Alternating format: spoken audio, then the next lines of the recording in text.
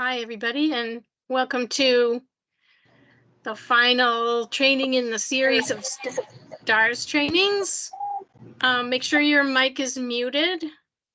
Thanks.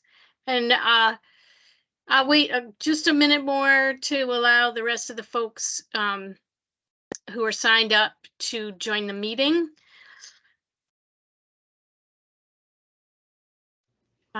Tonight, instead of the PowerPoint presentation, presentations that you have been accustomed to if you've been coming regularly to these meetings, we'll be going through the actual application step by step.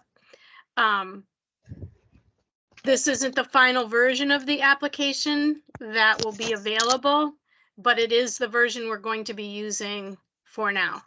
So you all have a chance to see. This is what's going to be available on the STARS website any day now. And when I planned this training, I was thinking it would be on the website already, so everybody could have, done a sort of a practice version of it. But it's okay. We'll just do it this way instead.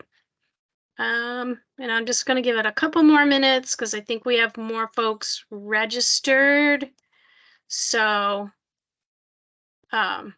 we'll just give them another minute to join, and then we'll get started.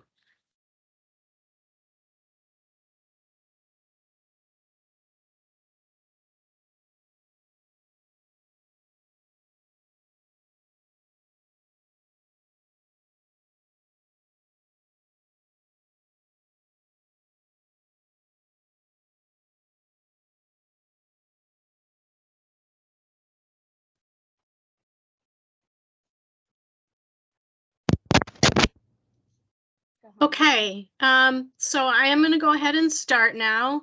And if you have questions, you can type them into the chat, or you can raise your hand and I will call on you.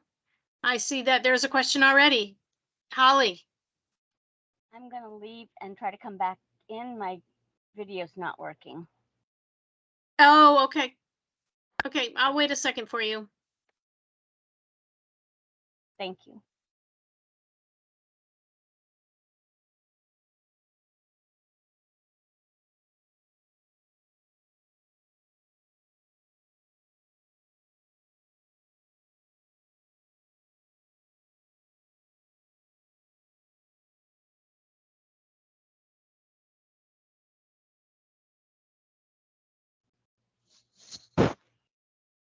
Okay.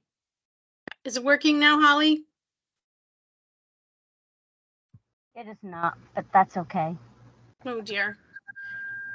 Okay. I can see everything. So do you see it says Vermont Department for Children and Families at the top of the screen?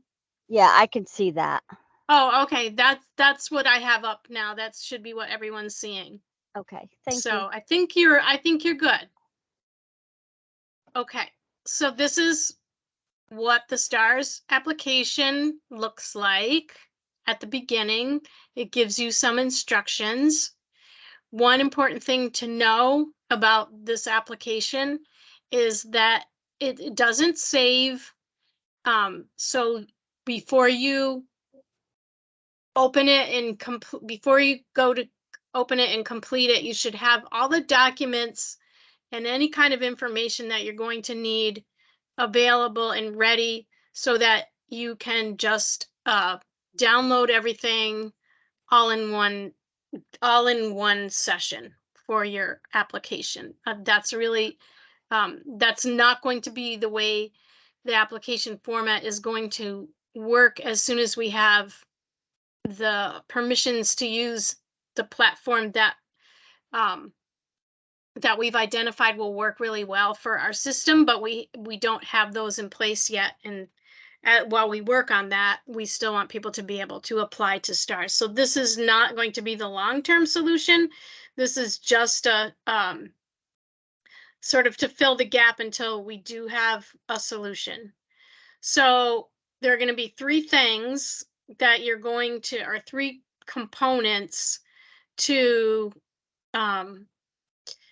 what you'll put in your STARS application. So one is going to be the completed CQI plan for the STARS level your program is applying for. All the evidence that demonstrates your program meets the standards for the STARS level you're applying for, and all the evidence for that demonstrates your program meets the standards up to the STARS level you're applying for. If you're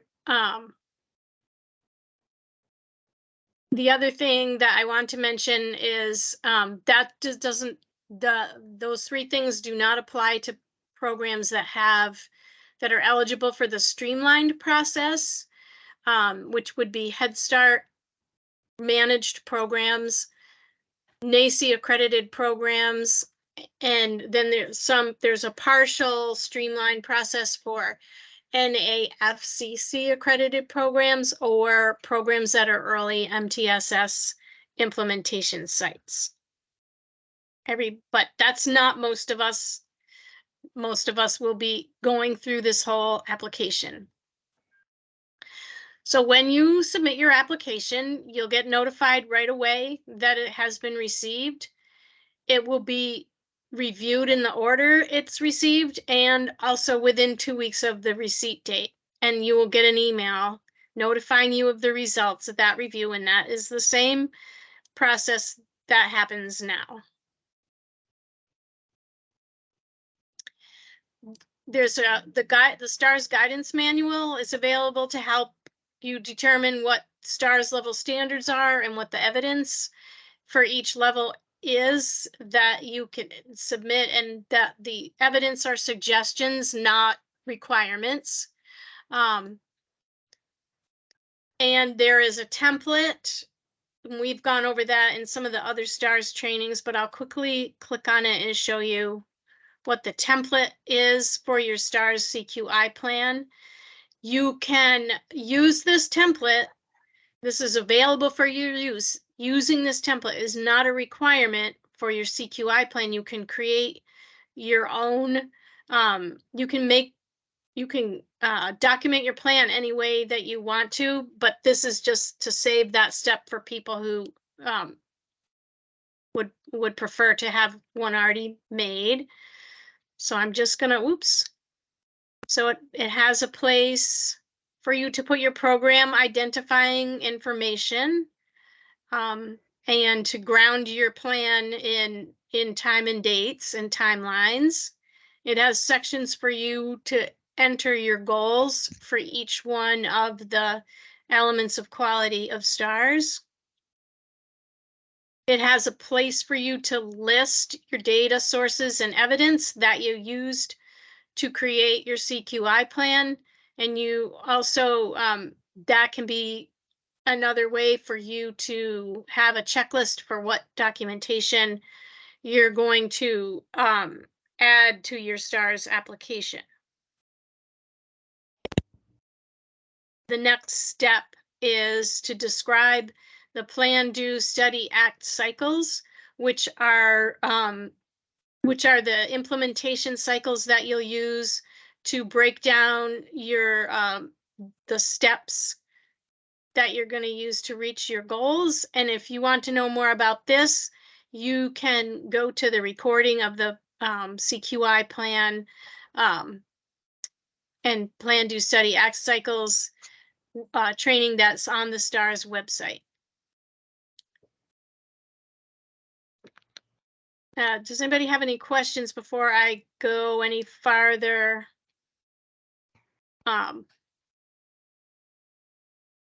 Talking about the application. Is the application solely online now? Yes, it is. I think there is a way that you can download or print the application, but we're hoping that everybody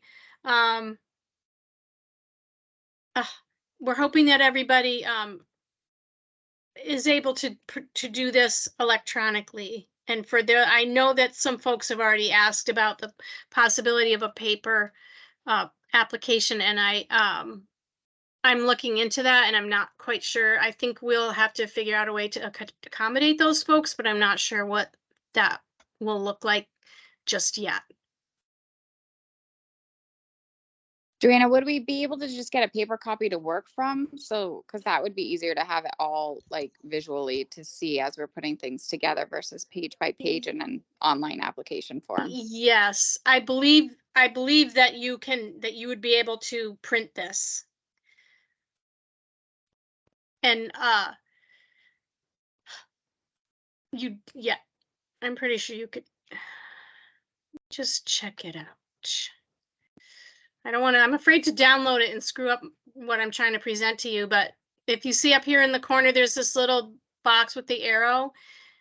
I think that you can download the form onto your computer and then you can print it. You should be able to print it from the download. Let me see what, oh, look. Yeah, I think you can print it right from there, but I don't want to try it right now and screw things up. And also you can open these links for the template and the checklist and print those as well. The CQI Plan template isn't going to work very well as a printed document because there's just going to be those little boxes that aren't going to flex to what your needs are. But anyway, any other questions before I go to the checklist? I had just one other question too. Are Sure. we getting like a manual, the manual or guidance manual? I forget what you were calling it. Mhm. Or do we is that something we also have to print?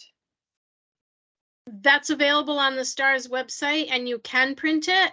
I recommend, and the reason that we're not giving out printed copies of it is that the guidance manual is meant to be a living document that is going to be updated.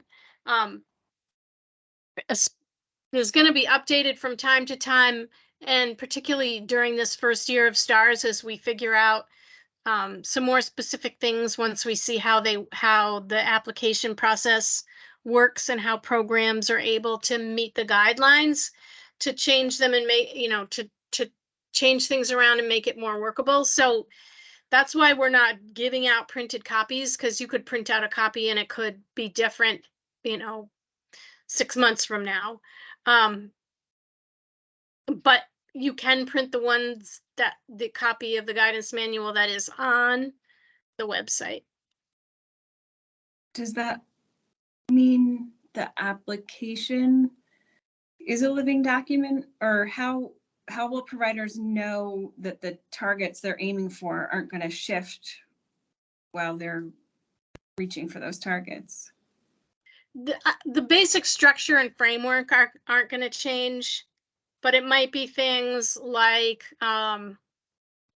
we might change. I mean, I couldn't even really predict what it would be that we would change at this point in time, but I'm thinking about things like if we decide that we want to see improvement in test score, program assessment scores, and we decided beforehand what the scores ranges were. So, and those scores ranges we might decide to change if we've missed the mark and we've made them too low or too high. And will you guys let providers know when that happens? Yes. So what will happen is that there'll be a listserv email that'll go out that'll say, check out the guidance manual, these changes were made. And it's not going to be like every month that change is going to be made, but so folks would know, kind of like when licensing makes adjusts something up and mends the rules, and not like the whole big revision of the licensing, but when they add or change one of the regulations, similar to that process.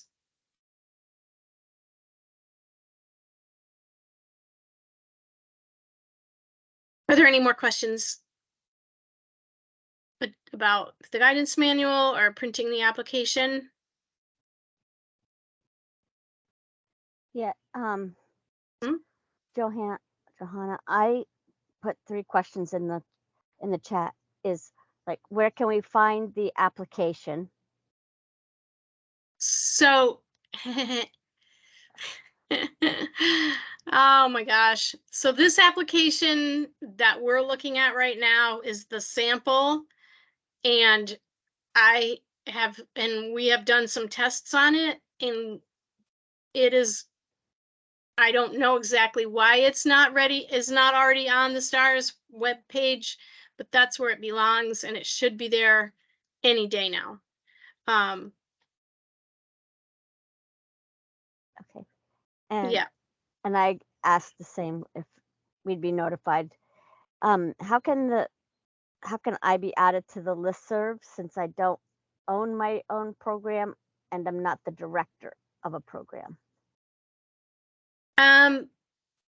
So I think, and I think that you can sign up to be on the listserv. And I'm not sure exactly, but I'm gonna ask that question to Maggie. And Maggie is son got married, so she's off. She's usually here in the meetings, but she's not here tonight for that reason. But I'll make a note to ask her about that and let you Thank you. know. Sure.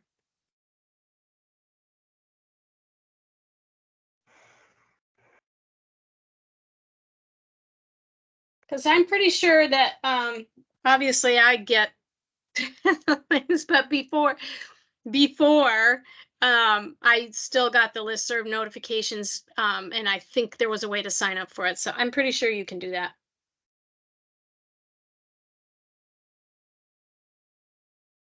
Okay, what other question is there? I'm checking the chat.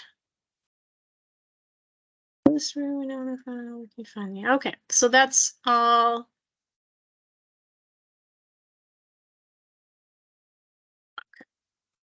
Okay, I'm gonna go back to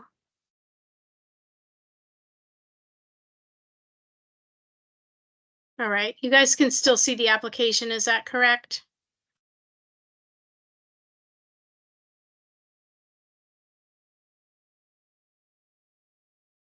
Okay, I'm going to go back to the STARS application, and I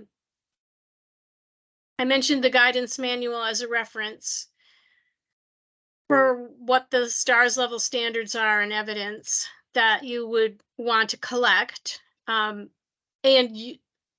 other thing I should mention is that when you're working on your continuous quality improvement plan, that's a process that's going to be ongoing over time. And as you work on your plan, you'll be generating documentation and evidence. So you're not going to be, what I would recommend is to just make a STARS folder or something like that, whether you make it on your computer or you make a paper folder.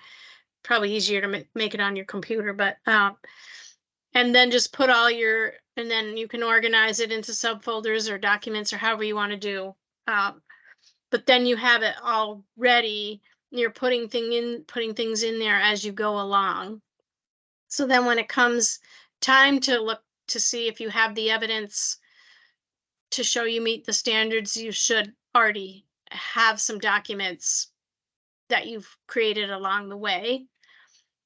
And then as you're going to getting ready, preparing to submit the application, we have created a checklist, and I will show you the checklist that you can go down. And basically this checklist, sorry, I didn't mean to scroll through it quickly. It has the STARS level. It has the standards for the level. It has and it has a checkbox for you, so you can say, okay, I have my evidence to show my program meets the standard, so that you can prepare all this beforehand. What's the evidence 1 and evidence 2? So that's, so we're asking programs to have 2 pieces of evidence for most of the standards. So there's a couple that you don't have to have more than one for, and I'll point those out as we go down. But that's just for you to check. I have 1 piece of evidence or I have 2 pieces of evidence, and you can have more. But it's just so that's for your use. So for like the self-assessment, isn't there only going to be 1 piece of evidence, the self-assessment itself, or no? For STARS level 2, there actually would be 2, because you do a self-assessment and then you create some CQI goals. So you'll have the self-assessment and yeah. For this completing the self-study,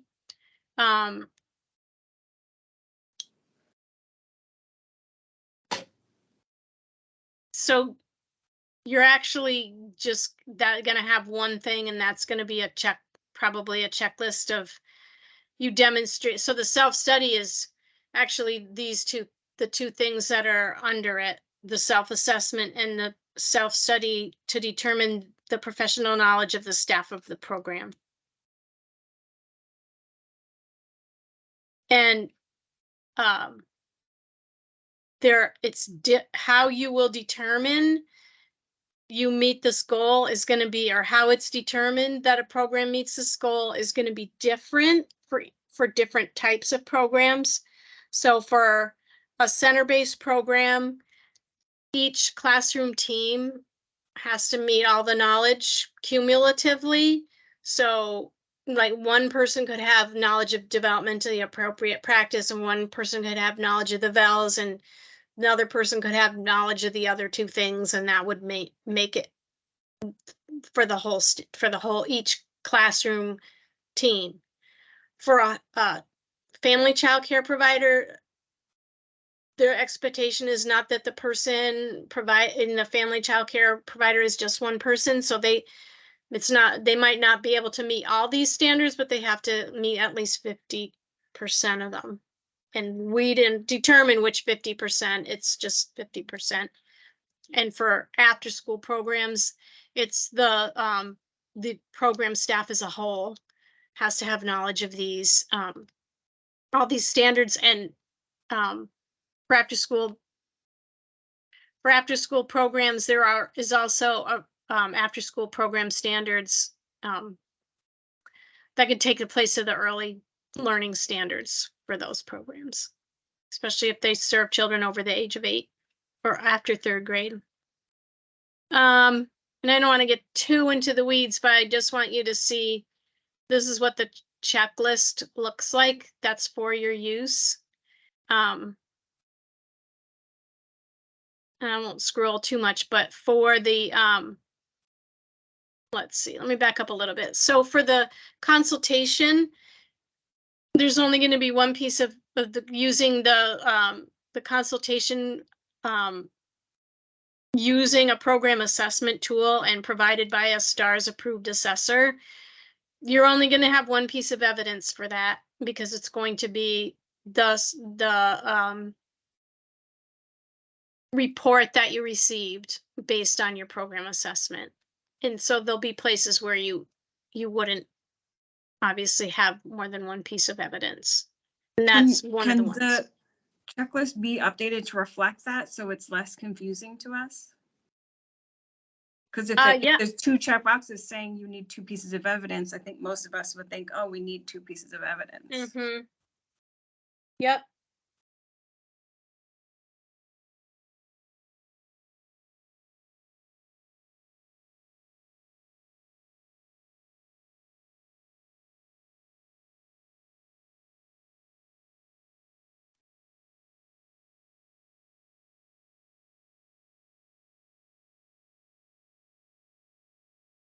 Okay. Okay.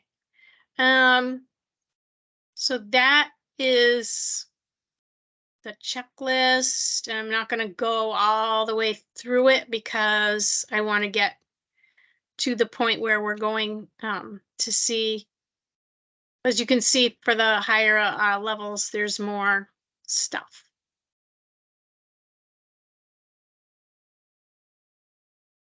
Just going to quickly land on the STARS level 5 standards. And okay. So I'm gonna click out of this now. So once you have compiled all your evidence and created your continuous quality improvement plan, then you're ready to start filling out the application. So this part's pretty simple, but I'll just go through and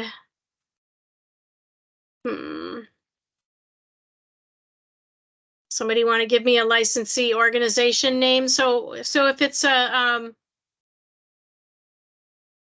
I'll do this as if I'm a registered home provider. So I'm going to put that, but you would put if you're a registered home, you would put your name because that's the actual name of your program as it appears in Bright Futures.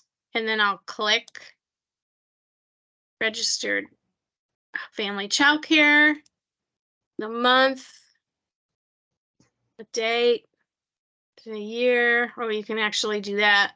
That's easier. Okay. And then your CDD license number. Oops. That's your 5-digit number.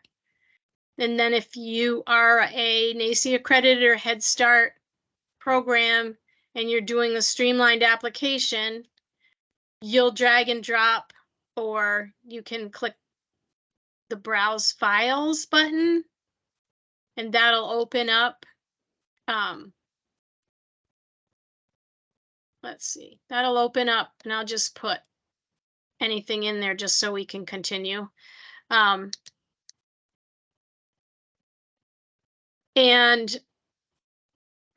if you put a document here, that was going to allow you to skip through to the end of the application and sign and date it. Because if you're doing the streamlined process, you don't have to fill out the rest of the application with the exception of the program identifying information.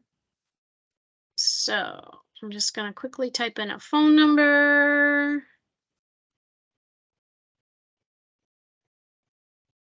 Email.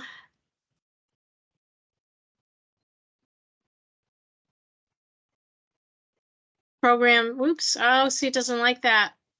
Can't put in a fake.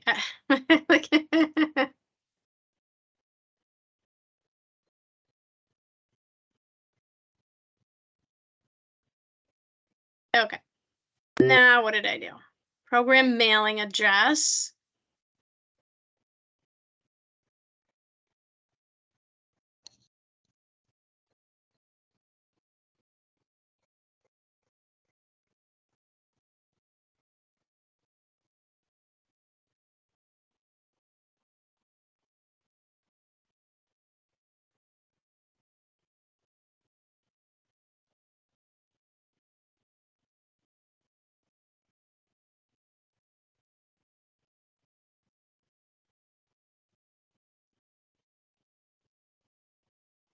And then the person responsible for the plan or for the application.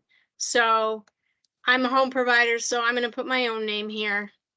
Even if I had a consultant help me, if I am working in a early childhood program that's center-based, I'm the person responsible for the CQI plan and the application.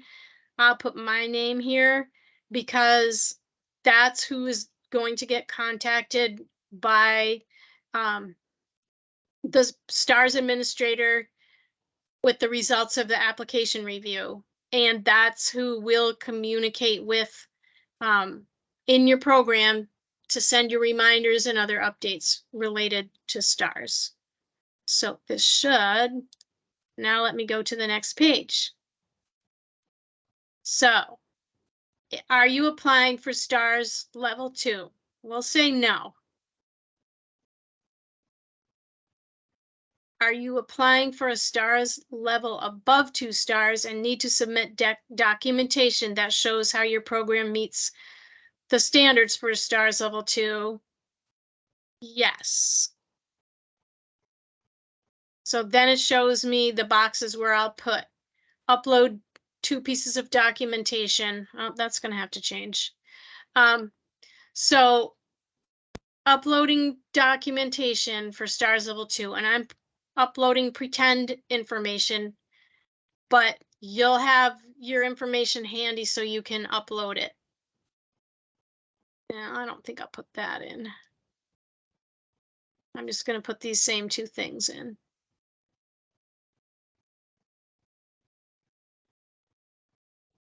It says drag and drop, and you can do that too. I'm selecting things, but you probably can just go like that as well. Tell me if you want me to stop doing this because it's annoying. But it won't let us. Oh, look at that. And you can, this little icon here, if you put something in there you don't want in, you can click on it and it'll take it back off. Let's see. I have a question. Yes. So, being a home provider, I have to prove Yeah. my 50% knowledge or whatever. Yeah. And we do this process, what, every 3 years for stars? Is that knowledge gonna like stay, or is that something I have to prove every 3 years when I do my application? Is that gonna like just stay in the system? Right. That's a good question. So if it changes, we would want to know. Like if you have more knowledge than you did 3 years ago, that we count as the professional knowledge that supports the stars elements of quality, we would want to know that. But you're still going to have, you would still need to put, if you have actually, that's not true. When you do your stars application the real way that we're planning on, you will have a portfolio. The portfolio will be an online framework for storing all your documents, and you'll own it forever, and you'll be able to put things in it as you go along, and then they'll be in your application already, basically, rather than keeping them in a file and uploading them like I'm doing here. And in that case, you won't have to put the same documents back in each time you have to update your stars information.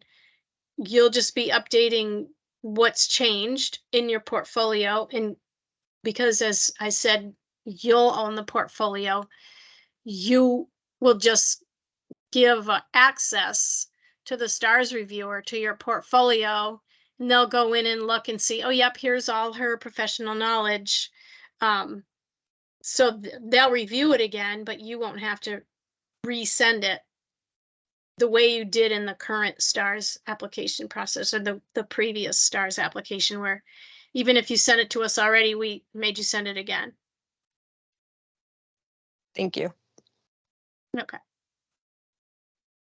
Okay, so now hopefully it's going to let me move to the next page. Yes, it did. Okay, so it's going to go through all the levels in the same way, and I'm going to click no on that one.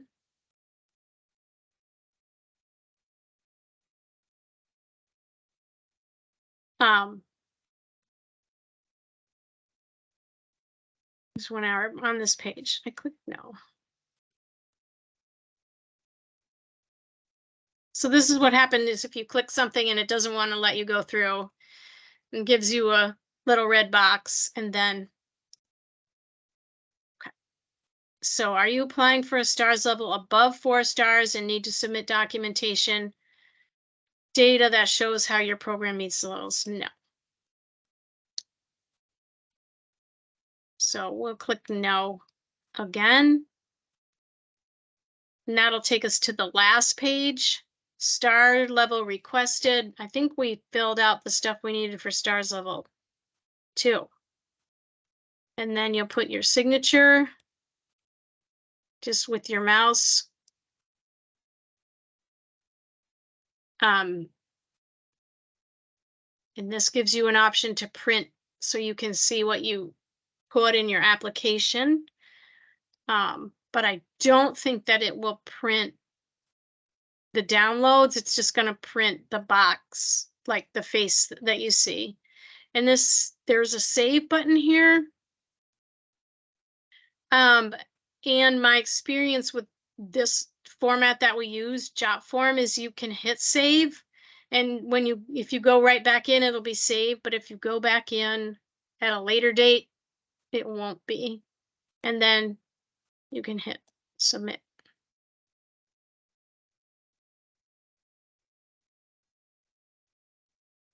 And if you get this, you know that the application, that it was submitted. Let me see. This says fill again.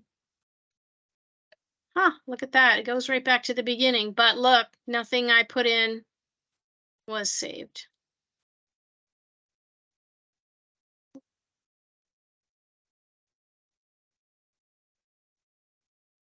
And I tried to skip over the first page. It doesn't let me do that. So I'm just going to go through and see.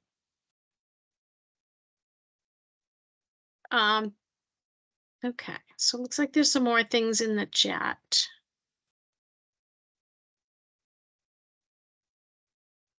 So here's a question. So for knowledge training, what if each room only has one person in it? If there's a classroom with only one person in it, that's a really good question. Is that a scenario that you do have in the programs that you're working with, Holly? Yeah. Both centers that I have, they have one person in the infant room, one person in the toddler room. So that, okay, Because our numbers are because low the numbers are enough. low. Yeah. To do it that And way. then the preschool room has more.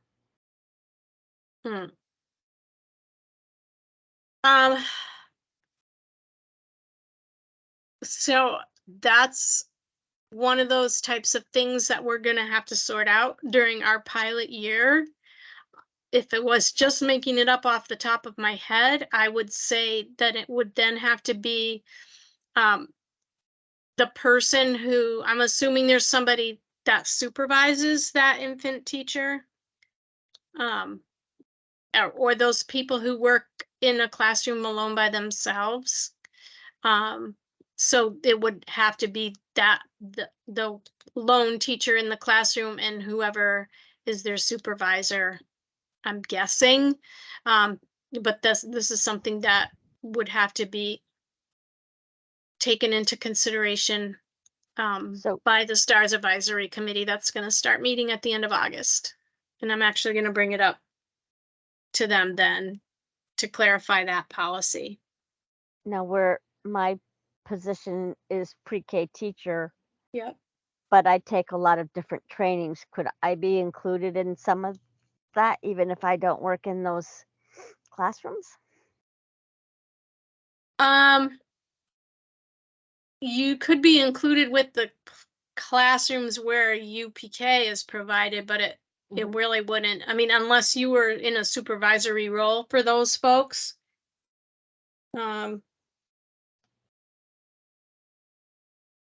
Just write this down.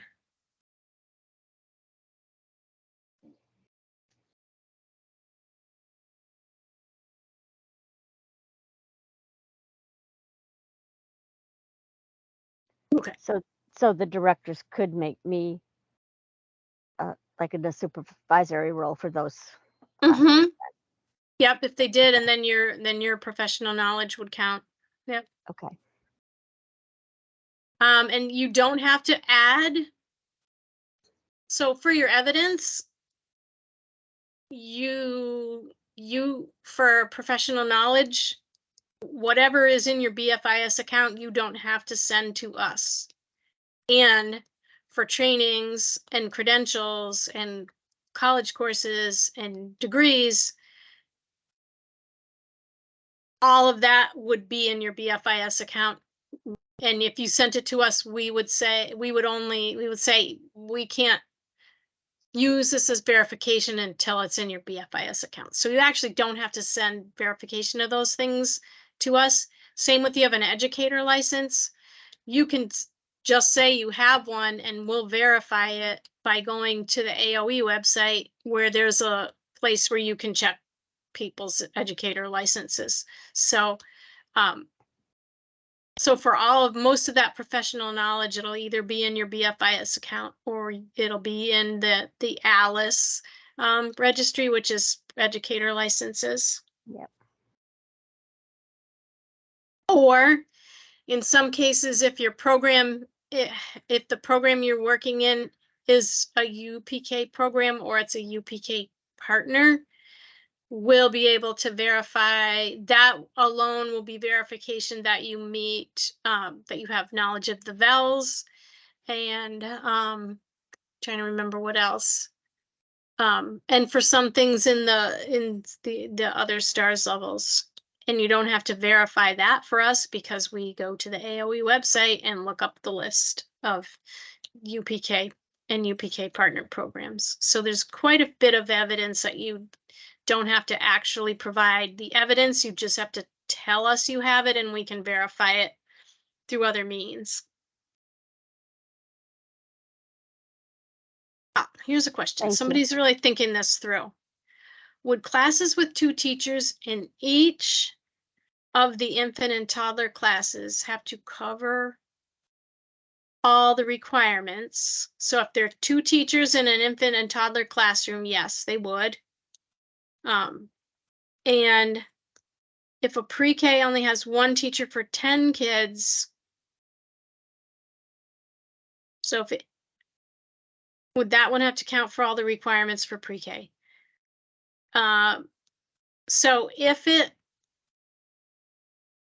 So that one classroom with 1 teacher with 10 kids, if that's a UPK partner classroom, that person would be the licensed teacher, I'm assuming. And if that was the case, they would meet all the requirements for professional knowledge. And if they're not a licensed teacher, then it would be the same scenario as what Holly asked about for the infant and toddler room. It would be that person plus whoever supervises them together would have to have that professional knowledge. Will the standards for pre-K align with the 32 months to 5 years age range under the expedited variants?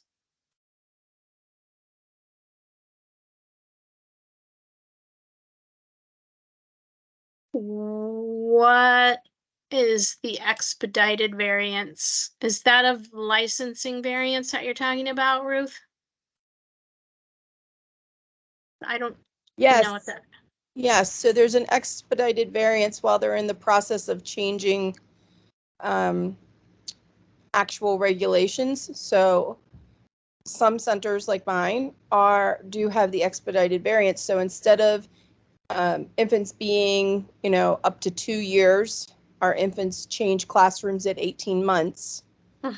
So they're till 18 months, they're in our infant class. From 18 months to 32 months, they're in the toddler class. And then at 32 months, they go up to pre-K. Okay. So that won't matter for the professional knowledge for stars because it's the same for all age.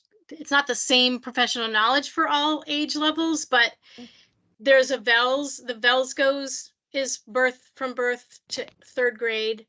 Right. The developmentally appropriate practices, developmentally appropriate practice for the age groups that you're serving. Child observations, you do, it's age related. So your ages of the children in your groups wouldn't have an effect on that, on the professional knowledge for stars. So one more question. If we have Sure. teachers that work in more than one classroom, Mm-hmm. can they meet the requirement for the knowledge in more than one class? Yeah, I'm gonna say yes.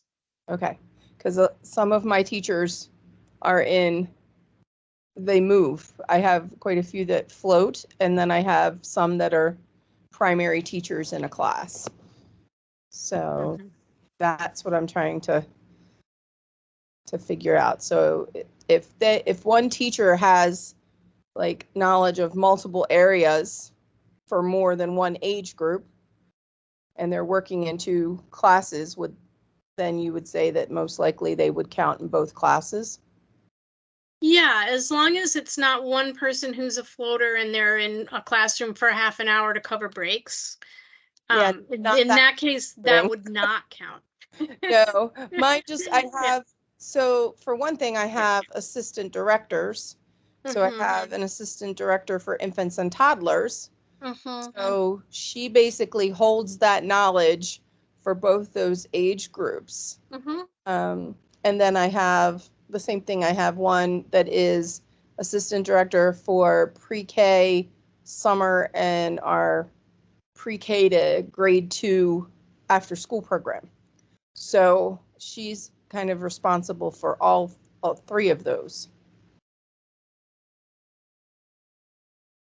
Mhm. That makes sense? Yep.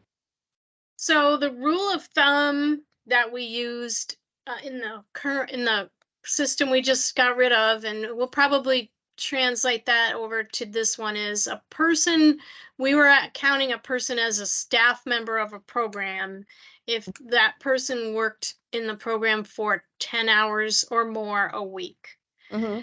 So I would say, in order for, like I said, if the person's going into the classroom and covering breaks, we're not going to count their professional knowledge for that classroom. Right. But these if a full-time person's working in with a group for over 10 hours a week, 10 hours a week or more, then their professional knowledge could be counted for that group. Okay, thank you. Okay. Yep.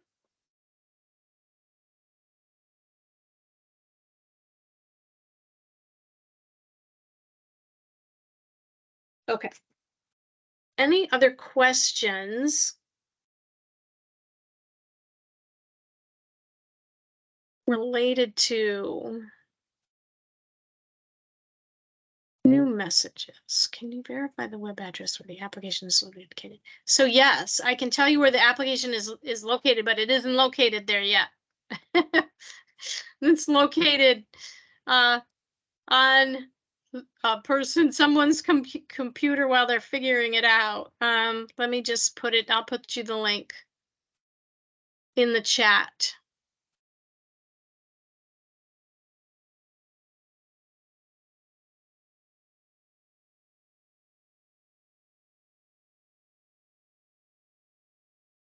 Yeah, okay, here's the link. This is the STARS webpage, and this is where the guidance manual is. This is where the link to the application is going to be. This is where the videos of the trainings are. There is also here on this webpage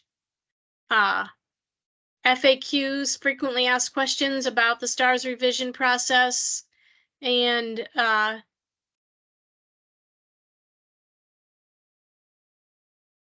there's a survey to pose questions you have about the STARS revisions. So there's a couple different things that are available there right now.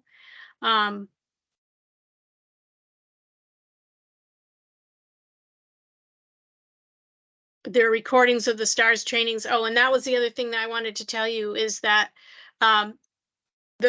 this is the last training that there's a link to on the STARS website right now. There are going to be some more trainings they're going to start mid-August and go through September that are going to be provided by a person at the Child Development Division, and the sign up for those trainings is going to be on this website relatively soon.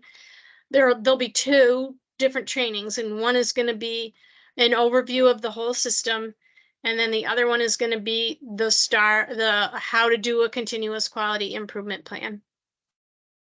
And there will be, I'm retiring, so there's going to be a new person who's going to be taking over a lot of my duties, and that will be the person who will be able to provide you with technical assistance and support if you're trying to fill out the application once it gets onto the website. And the other way that you'll be able to get help and support with the STARS application is going to be through Sparks. If you haven't heard about it before, if you've been to any of these trainings, I think I try to mention it every time. Sparks is going to be administered by Vermont AYC, and it is a system of program quality supports. They have program quality. This isn't going to be their job title, but this is what I think of because this is what they're going to do. Program quality support specialists. These people will be able to provide coaching, mentoring. They'll be able to provide training. They'll be able to provide consultation for programs, and they'll be able to steer you toward valuable resources and make referrals to other types of program supports that the program doesn't provide. They're hiring their staff as we speak. People are being offered jobs and accepting them. They've interviewed for most of the positions that they'll need to be able to support this work. So we're looking forward to, once those people have been able to make the transition to their new position and get their required training that they'll need to do the job, the service will be available, and we're hopefully thinking that will be early fall. I don't want to overpromise by giving you an actual date because things sometimes take longer than we think they're going to. But thank you for thank you for your congratulations. And so it's really exciting because there are going to be a lot of supports available, and there also is going to, as I mentioned, I didn't mention this yet. The first year of the STARS system, revised system rollout, that's from July 1, 2023 to July 1, 2024 is a pilot year. So all programs that apply will be taking the information from their applications to use to tweak things in the system that could work better than they currently are. And programs that apply in the new system in that first year will not be in jeopardy of losing a STARS level because the process, because they weren't able to complete all the processes, or for whatever reason, programs will be guaranteed to remain at the same STARS level. And starting in July of 2024, there will be a new, as part of Act 76, and we don't know what the amounts are and exactly what that's going to look like, but there'll be quality maintenance payments that will become available to programs that are maintaining levels of STARS, as well on top of the one-time bonus payments that programs now receive for achieving a new STARS level for the first time. So there's going to be some greater incentives as part of that Act 76 financial supports for the field. And that's in addition to the readiness payments that I think people not sure if the applications for those are available yet, but there's a whole bunch of different streams for programs that are going to be able to access to help improve their to get more money into programs and to help with staff retention and all kinds of other different things. So it's really exciting. How does First Children's Finance play into that? Are they working with the state? Yes. So the program I just mentioned, Sparks, that's sort of a companion program to First Children's Finance, which is the Business Technical Assistance Program. So that will help programs specifically with program management and finances. So it's the Sparks program is going to help you with things like quality improvements, coaching for your staff, or for trainings related to things related to child development and child learning and that sort of thing. Program assessments for STARS will be provided through the Sparks system.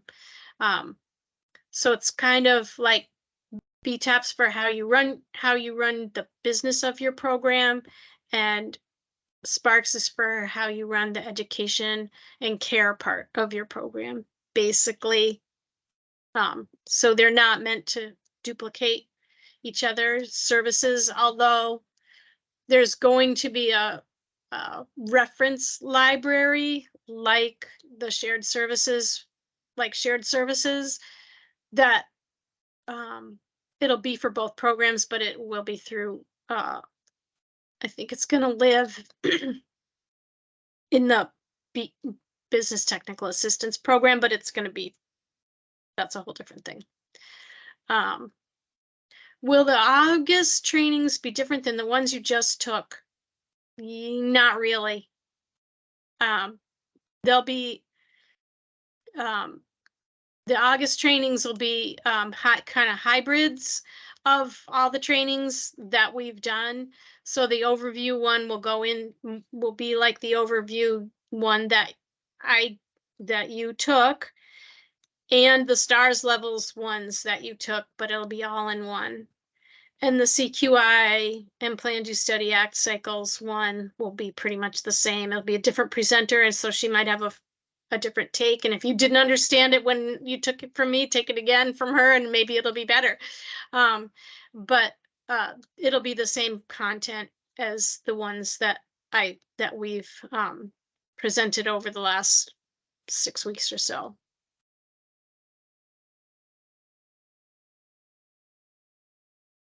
What's the last question here? Do you have a sense of how programs should do in being able to maintain their STARS level or increase them in their first application cycle? So I think for programs that that are universal pre-K or universal pre-K partner programs, much of what you're doing